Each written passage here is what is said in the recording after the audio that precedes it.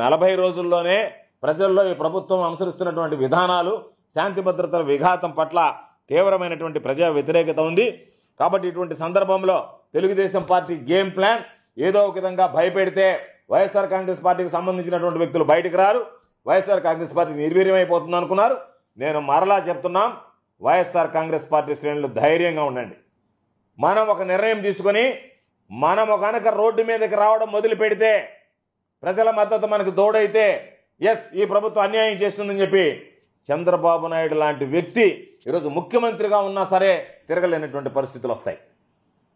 ప్రజల్లో వ్యతిరేకత వస్తే ఆ వ్యతిరేకత పెళ్ళుబుకితే దారుణమైనటువంటి పరిస్థితులు ప్రజల నుంచి చవిచూడాల్సి వస్తుంది.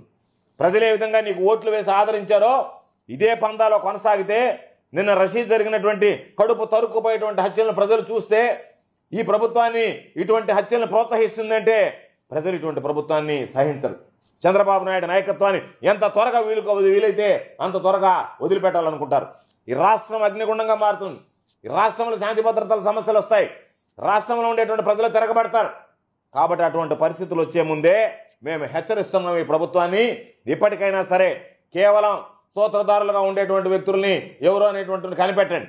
పాత్రధారులుగా నిన్న ఒక వెళ్ళాడు వచ్చి హత్య చేశాడంటే ఆయన తీసుకెళ్లి రిమైండ్ చేయడమో ఆయన పంపించేసామో ఆ తర్వాత కేసుని ఏదో విధంగా నీరు కారుద్దాం అనేటువంటిది కాకుండా ఒక బలమైనటువంటి హత్య, చేతులతో సహా నరికి పారేసినటువంటి హత్య.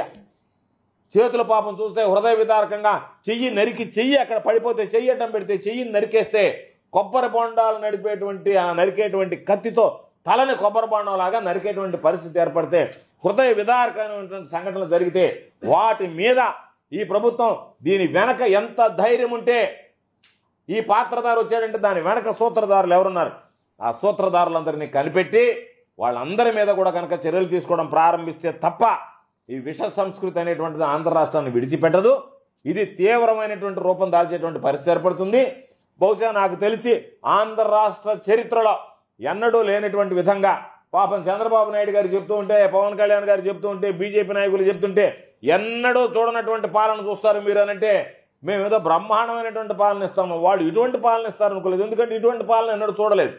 ఇంత దరిద్రమైనటువంటి పాలన, ఇంత భయంకరమైనటువంటి పాలన, ఈ విధంగా ప్రజల మీద దాడులు చేసేటువంటి పాలన, ప్రజలను హత్య చేసేటువంటి పాలన, శాంతి భద్రతలు మృగ్యం శూన్యం అనేటువంటి పాలన, ప్రజాప్రతినిధులు కూడా తిరగడానికి లేదు ప్రజలు అనేటువంటి పాలన ఎన్నడూ చూడలేదు. కాబట్టి అటువంటి పాలనకు నాంది పలికారు. ఈ 40 రోజుల్లోనే జరగకూడనటువంటి ఎన్నో దురదృష్టకరమైనటువంటి సంఘటనలు జరిగాయి. ప్రజలు భీతిల్లుతున్నారు. కాబట్టి ఇప్పటికైనా మీ విధానాలను మార్చుకొని రాష్ట్రంలో శాంతి భద్రతని గాడిలో పెట్టవలసిందిగా డిమాండ్ చేస్తున్నారు.